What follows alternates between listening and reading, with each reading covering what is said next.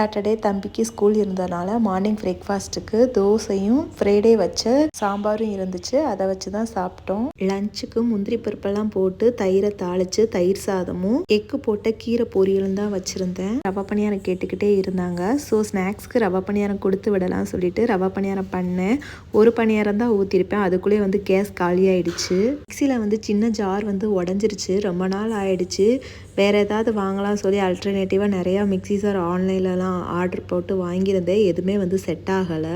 So புதுசாகவே mixie வாங்கிட்டலாம் சொல்லிட்டு Sunday வெளியே போயிருந்தோம். ஆல்ரெடி நான் பிளிப்ஸில் ஜூஸர் வித் மிக்சி பார்த்து வச்சுருந்தேன். அதுதான் வாங்கணும்னு சொல்லி ஃபிக்ஸ் பண்ணிட்டு தான் போனேன். 2 ஷோரூமுக்கு போயிட்டு எந்த ஷோரூமில் அதோட ரேட் கம்பேரிஷன் பண்ணி பார்த்துட்டு பெஸ்ட்டாக இருக்கோ வாங்கணும்னு சொல்லிட்டு 2 ஷோரூமில் போய் செக் பண்ணி பார்த்தோம். ப்ரோமோவில் தான் ஒரு 300 கிட்ட ரேட் கம்மியாக இருந்துச்சு. ஸோ அங்கேயே தான் வாங்கிட்டோம். நெக்ஸ்ட் டே டெலிவரி பண்ணுறோம் அப்படின்னு சொல்லிட்டாங்க.